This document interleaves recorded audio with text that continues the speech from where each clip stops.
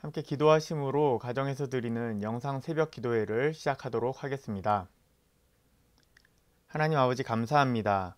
오늘도 하루를 이렇게 기도와 말씀으로 시작할 수 있도록 인도하심에 감사를 드립니다. 오늘 우리에게 주시는 말씀을 깨달을 수 있도록 성령 하나님께서 함께 해주시고 은혜 주셔서 하나님을 바라보지 못하게 만드는 세상의 방해 속에서 온전한 길을 발견하고 담대히 순종하며 나아가는 축복을 허락하여 주시옵소서.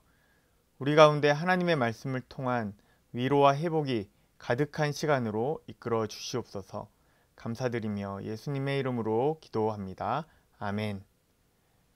함께 읽을 하나님의 말씀은 마태복음 8장 23절부터 34절까지의 말씀입니다. 우리 함께 읽어보도록 하겠습니다. 같이 읽겠습니다. 배에 오르심에 제자들이 따랐더니 바다에 큰 놀이 일어나 배가 물결에 덮이게 되었으되 예수께서는 주무시는지라. 그 제자들이 나와 깨우며 이르되 주여 구원하소서, 우리가 죽겠나이다. 예수께서 이르시되 어찌하여 무서워하느냐, 믿음이 작은 자들아 하시고 곧 일어나사 바람과 바다를 꾸짖으시니 아주 잔잔하게 되거늘 그 사람들이 놀라게 여겨 이르되 이가 어떠한 사람이기에 바람과 바다도 순종하는가 하더라. 또 예수께서 건너편 가다라 지방에 가심에 귀신 들린 자 둘이 무덤 사이에서 나와 예수를 만나니 그들은 몹시 사나워 아무도 그 길로 지나갈 수 없을 지경이더라. 이에 그들이 소리질러 이르되 하나님의 아들이여, 우리가 당신과 무슨 상관이 있나이까? 때가 이르기 전에 우리를 괴롭게 하려고 여기 오셨나이까 하더니 마침 멀리서 많은 돼지떼가 먹고 있는지라. 귀신들이 예수께 간구하여 이르되 만일 우리를 쫓아내시려면 돼지떼에 들여보내 주소서 하니 그들에게 가라 하시니 귀신들이 나와서 돼지에게로 들어가는지라. 온 떼가 비탈로 내리달아 바다에 들어가서 물에서 몰사하거늘 치던 자들이 달아나 시내에 들어가 이 모든 일과 귀신 들린 자의 일을 고하니 온 시내가 예수를 만나려고 나가서 보고 그 지방에서 떠나시기를 간구하더라.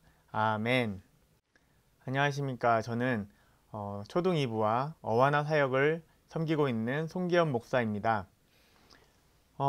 여러분, 귀신에 대해서 생각해 보신 적이 있으십니까? 저는 어린 시절에 귀신 이야기를 들으면 많이 무서워했었던 기억이 있습니다. 중학교 3학년 때, 중학교 3학년 겨울방학이었던 것으로 기억합니다. 이제 고등학생이 되기 전이었겠죠. 겨울방학 때 신문 배달을 했던 기억이 있습니다. 전날 저녁에 학원에서 공부를 하러 가면은 친구들이 그렇게 무서운 이야기, 특별히 귀신 이야기를 저에게 들려주었습니다. 그래서 그 귀신 얘기를 들을 때 겁이 났었는데 그 이야기를 들을 때보다는 그 다음날 실제로 새벽에 관계된 일들이 일어나거나 그런 상상 속에서 겁을 먹고 있었던 저의 모습이 떠오릅니다.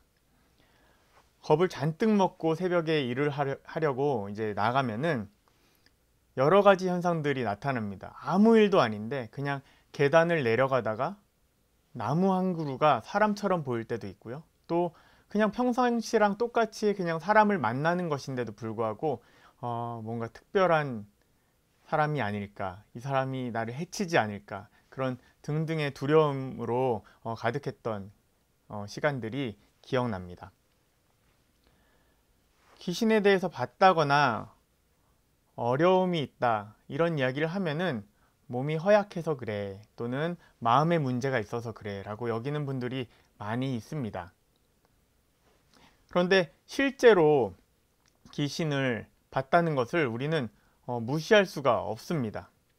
그리고 오늘 본문에서도 그 답을 이야기해주고 있습니다. 제가 중학교 때 겪었던 그 일들은 실제로 귀신을 만난 것은 아니었고, 제가 진짜 겁을 먹었고 마음의 문제로 이렇게 여길 수 있었던 부분이 큰데요. 그러나 이후에, 중학교 이후에 제가 경험했었던 부분들에서는 실제 귀신이 있지 않을까, 이것들은 악한 영이다, 귀신이다 라고 생각할 수 있었던 경험들이 몇 번 있었습니다. 그런 경험을 한 이후에 다른 사람들이 귀신에 대한 이야기를 할 때 충분히 그럴 수 있어 라고 저는 동의할 수 있지만, 그것들이 저의 개인적인 경험과 다른 사람의 경험을 통해서만 증명되어서 그래 귀신은 있어 라고 단정 지을 수는 없습니다. 그런데 성경이 그것을 증명하고 말해주고 있다면 우리는 귀신의 존재에 대해서, 악한 영에 대해서 확신을 가질 수 있는 것이죠. 오늘 본문 가운데에도 영적인 존재, 즉 귀신에 대해 이야기가 나오고 있습니다. 정확히 귀신 들린 자를 이야기하고 있습니다. 귀신이 어떤 사람에게 들어와 있다는 것이죠. 그 귀신 들린 사람을 표현해 주는 것은 그들이 사납다라고 말해주고 있습니다. 마가복음 5장 4절에서도 이 귀신 들린 자들을 표현하면서 쇠사슬도 끊어버려서 아무도 그를 제어할 힘이 없다라고 표현을 하고 있습니다. 평소에는 얌전하지만 안에 감춰진 공격적인 본능이 있다고 생각할 수도 있습니다. 그러나 여기서 그런 내용은 전혀 나오지 않고 그냥 지금 상태가 사납다고 나옵니다. 사납고 그를 제어할 사람이 없다. 그런 귀신 들린 사람 앞에 이제 예수님께서 나타나십니다. 두려워서 그 앞을 지나갈 생각도 못하고 아무도 그 귀신 들린 사람에게 말을 걸거나 같이 행동해보려는, 무언가를 해보려는 시도조차 할 수 없는 그런 사나운 사람에게 예수님께서 나타나시는 것입니다. 사람들이 두려워하는 귀신 들린 사람의 첫 마디가 인상적입니다. 29절 말씀을 제가 한번 읽어드리도록 하겠습니다. 하나님의 아들이여, 우리가 당신과 무슨 상관이 있나이까? 때가 이르기 전에 우리를 괴롭게 하려고 여기 오셨나이까? 귀신 들린 사람들의 사나운 모습은 다른 사람들에게 위협적이어서 접근조차 할 수 없었는데, 예수님께서 그들에게 나타나시자 사람들이 두려워하던 그 귀신들이 겁을 먹고 있는 모습을 볼 수 있습니다. 우리를 괴롭게 하려고 여기에 오셨는지를 묻고 있습니다. 그리고 그들은 예수님을 두려워하며 요청하고 있습니다. 31절에 요청하는 장면이 있는데 제가 읽어드리도록 하겠습니다. 만일 우리를 쫓아내시려면 돼지떼에 들여보내 주소서. 이렇게 요청을 합니다. 그들의 요청 가운데에는 예수님께서 그들을 쫓아낼 수 있다는 전제를 가지고 있습니다. 예수님이 이 사람에게 우리를 쫓아내실 것이라는 것을 그 귀신들은 이미 알고 있었습니다. 그래서 쫓아내시려면 돼지떼에 들여보내달라고 요청하고 있는 것입니다. 그래서 예수님께서 그들의 요청대로 그 귀신들을 돼지떼에 들어가게 하셨고, 돼지떼들은 다 물속에 빠져 죽게 됩니다. 이 사건을 통해서 몇 가지 확인할 수 있는 것이 있습니다. 첫 번째로 귀신이 실제로 있다는 것입니다. 우리가 실제로 경험하고 보고 듣고 느끼는 부분만이 아닌 영적인 세계가 존재하는데, 그 영적인 세계에서 우리가 상상하고 궁금해하던 악한 영들, 즉 귀신들이 존재한다는 것을 알 수 있습니다. 귀신에 대해 이야기할 때에 몸이 약해지고 마음이 약해져서 그런 것이라고 하기에 오늘 본문에서의 그 귀신들의 모습을 설명할 수가 없습니다. 그들은 사람들 몸에 들어가서 그들의 힘을 과시하고 있었습니다. 그 사람의 몸을 조정한 것이었죠. 그 사람이 몸이 허약하거나 심리적인 병이 있어서 그렇게 행동할 수 있었던 것이 아니었습니다. 그것은 예수님께서 그 귀신들을 쫓아내서 돼지에게 들어가게 하고 그 돼지들이 다 죽게 되는 장면이 이 일을 증명하게 됩니다.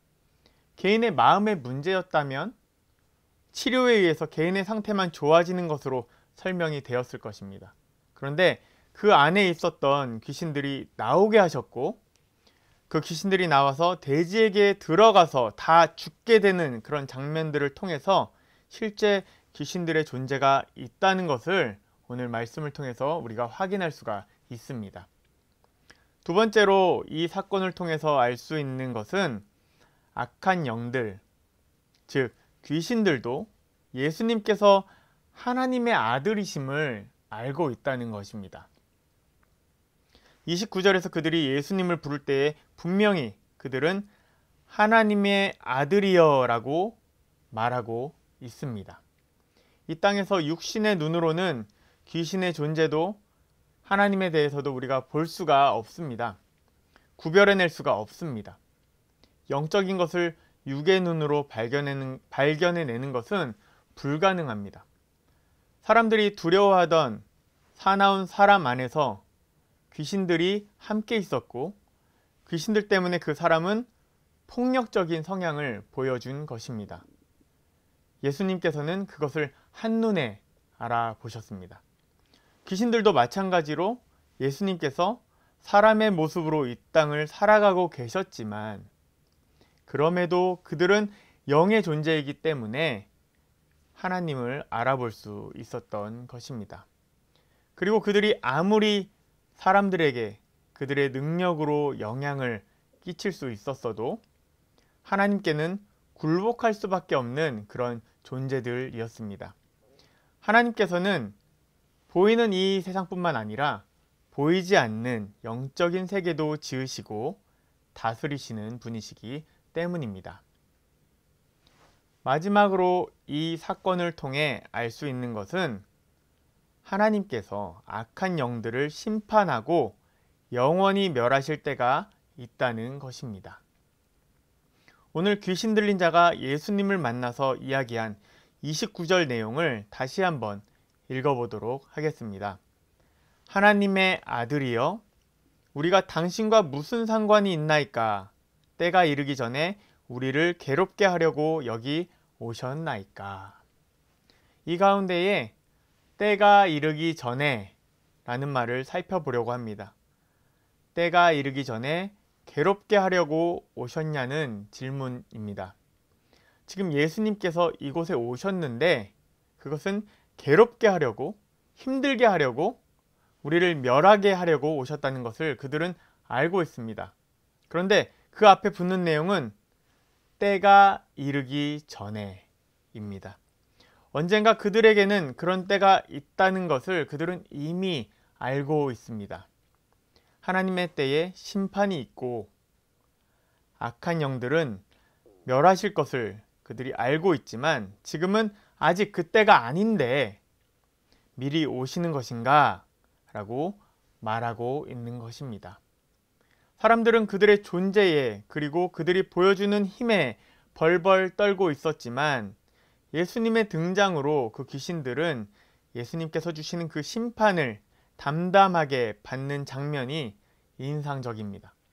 그냥 멸망이 당연한 것으로 여기는 모습입니다.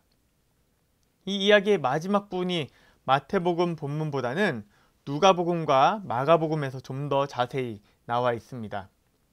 예수님이 귀신을 쫓아내어 그 귀신들이 돼지에게로 들어갔고 돼지들이 다 죽는 것으로 귀신들이 멸망에 이른 후에 그 돼지를 치던 사람들이 이 사건에 대해서 사람들에게 소문을 냈습니다. 그 사람들이 이런 흥미진진한 이야기를 듣고 궁금해서 달려왔습니다. 와서 보니 귀신 들려서 사납게 굴던 그 사람들이 멀쩡한 모습으로 예수님 옆에 앉아 있는 것이었습니다. 그 이후에 사람들의 반응은 예수님이 떠나기를 원하는 모습을 보여주면서 이 이야기가 마무리됩니다. 우리가 살아가는 세상에는 보이는 것만 존재하는 것이 아니라 보이지 않는 영적인 것과 함께 우리는 살아가고 있습니다. 우리는 보이지 않는 영적인 것에는 관심이 없을 때가 많이 있습니다. 일단 눈에 보이는 삶 가운데 불편함이 없어야 되겠고 또 그 안에서 잘 살아가기를 바라며 살아갈 뿐입니다. 그런 삶 가운데 이런 귀신들의 영향으로 어려움이 생긴 것을 알게 된다면 보이지 않는 영적인 것에 영향을 받아 어려움을 겪게 될 것이고, 하나님의 도움이 없다면 이 어려움 가운데 이겨낼 수 있는 방법이 없음을 우리는 깨닫게 될 것입니다. 그때에 예수님을 찾는다면 예수님의 도움으로 그 어려움들을 이겨낼 수 있을 것입니다.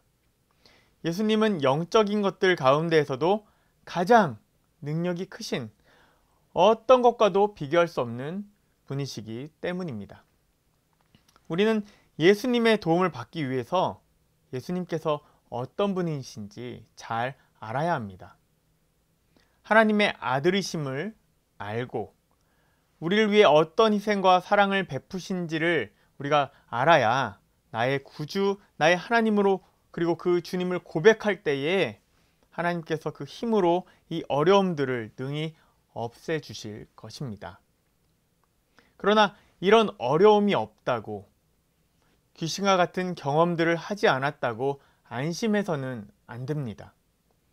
영적인 것들에 무관심하게 살아가서는 안 됩니다. 영적인 공격을 받고 어려움이 생긴 사람들이 예수님을 찾고 도움을 구한다면 이 어려움들을 해결할 수 있습니다. 오늘 본문에서도 사나운 모습을 보이던 귀신 들린 자가 이제는 온전해졌고, 나중에는 예수님을 전하며 다니는 모습까지 보여주었습니다. 그러나 그 모습을 본 많은 사람 중에는 이런 영적인 것에 관심이 없었기 때문에, 예수님께서 어떤 분인지에 대해서 관심이 없었기 때문에 그들은 오히려 예수님이 떠나기를 바라는 그런 모습을 보여주었습니다. 세상에서 아무 문제 없이 살아가는 사람들 중에 이런 마음이 있는 사람들이 많이 있습니다.